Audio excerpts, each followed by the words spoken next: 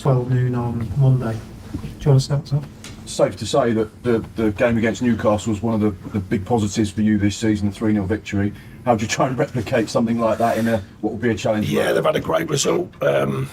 You know, they're a good outfit, we know that. They have players who can score. We did a really good job tactically and the delivery of performance against them earlier in the season. A lot of respect goes out to Eddie and what he's done there and his staff, and I know a couple of the players there, good people obviously I've worked with previously.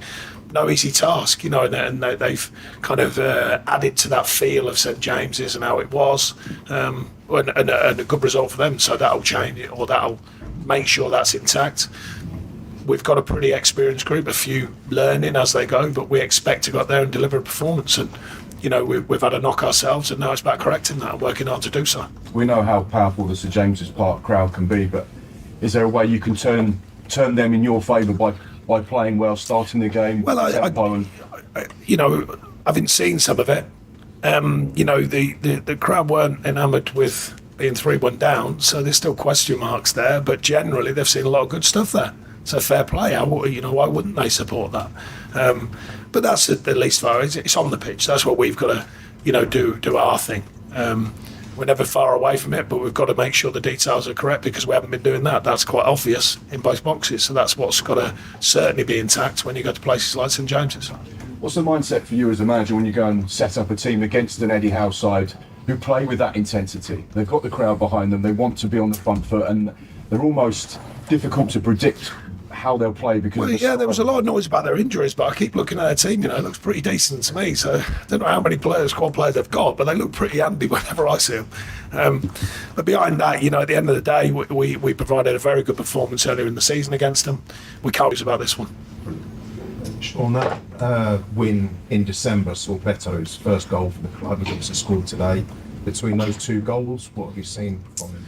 Yeah, I mean, he's to wait his chance and his opportunity. I think he's developing. I think his understanding is increasing in the Premier League. You know, he nicked one on Saturday and delivered an angle to his performance that can help us. But he's certainly learning and developing. He's got a good appetite to do so.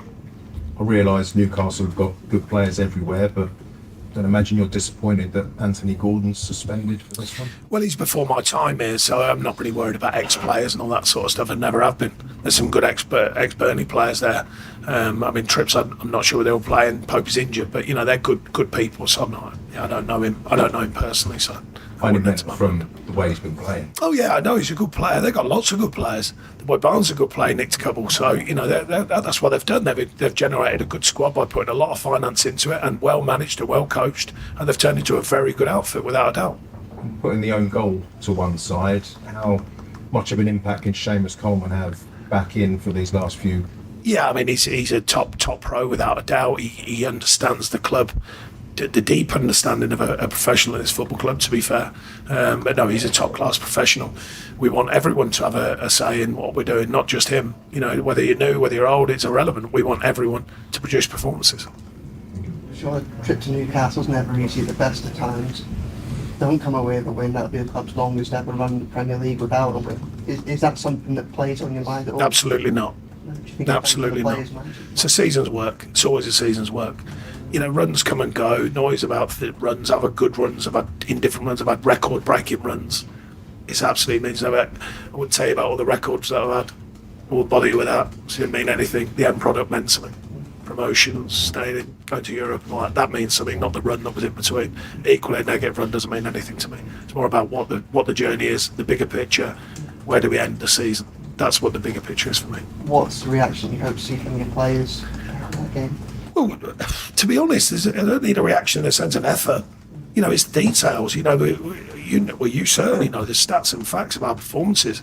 Slightly less so today with creation of chances, but generally, you know, it's all there for us to build on. But you can't make mistakes. That's simple as that. At both ends, by the way. It's not fair to just question a defensive moment. You got to question finishing. We've had chance after chance we haven't capitalised on. So we've got to change both ends of the pitch. Any further questions?